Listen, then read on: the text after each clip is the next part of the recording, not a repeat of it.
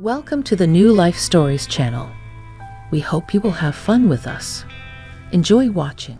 My wife and I are so different. She's always got everything right, and she's always right. But I, as a creative person, always create chaos wherever I touch. Nevertheless, despite our differences, we've been together for 15 years. And it wouldn't have happened if it hadn't been for one little embarrassment. On our 15th wedding anniversary, the whole family came to our grand celebration. Even dear and beloved Uncle Pierce, my sister's husband's brother, about whom our family was legendary, came. Admittedly, few of the relatives were happy to see him. I understand them, quite a colorful character, a walking pockmark on powerful legs, with a bull neck and a broken nose in several places. For some reason, he didn't scare me, and I even managed to get along with him. Perhaps it was my powerful charisma. In the process of communication, it turned out that with Uncle Pierce, we have a lot in common than me and my wife, with whom we have been together for so many years. By the way, he had the exact same mustache I had when I was younger. Exactly the same. He reminded me of myself, and I immediately felt warm feelings for him. As for the feast, it was glorious. We gathered everyone in our large private house. Many relatives in advance prepared rooms for guests, so that we could celebrate the holiday properly, and then do not worry about how to get home. And my correct and responsible wife in advance prepared a bedroom for us, bitted the best linens, arranged everywhere candles, which had to be lit, as I realized, after the end of the holiday. And I drank one drink after another with excitement, in anticipation of a passionate evening.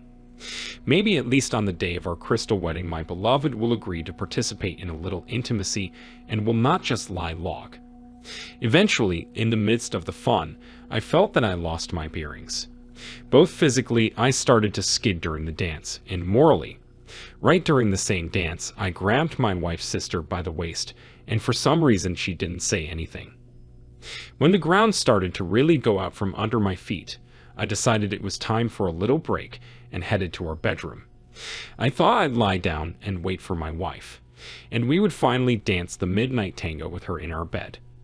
With difficulty, I reached our room and was surprised to find that there was someone on the bed. Quietly, I called my wife's name. She responded. Not believing my happiness, I laid down in the warm, heated bed. It was dark and warm, and I hadn't felt so cozy in a long time.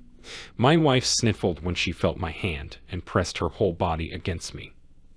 My wife smelled of some new perfume, and all rounded up somehow, but I put it down to passion, which flared up like a torch.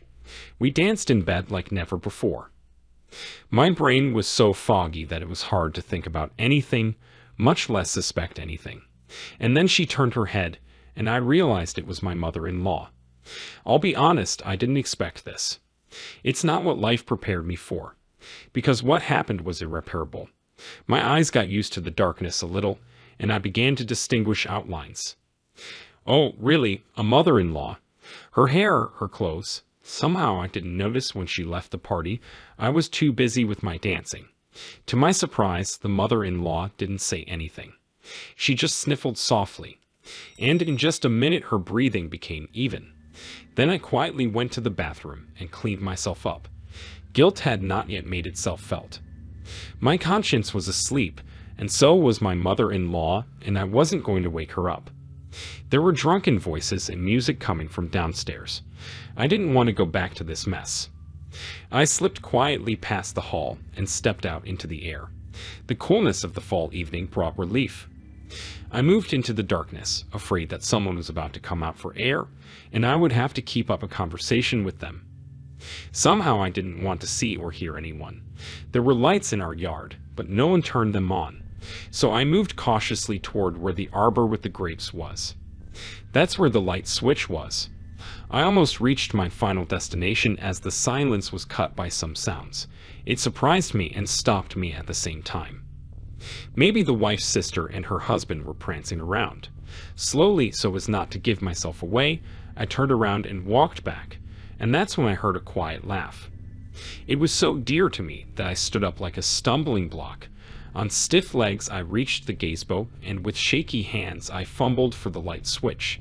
The light flashed, illuminating the shameless picture. My wife, my humble Olivia, who had never slept with anyone but me, hung around Uncle Pierce's broad neck.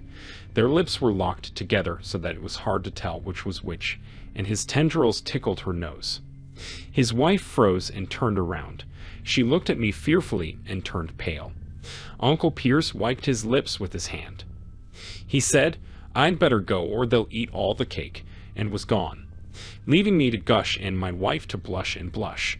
My wife, though she looked like a chameleon at that moment, rapidly changing colors on her face, was more like a fish pulled out of water. She was gulping air with her mouth, trying to say something to me, but all that came out of her mouth was drool, and then she burst into tears. Turns out she'd been suffering all this time.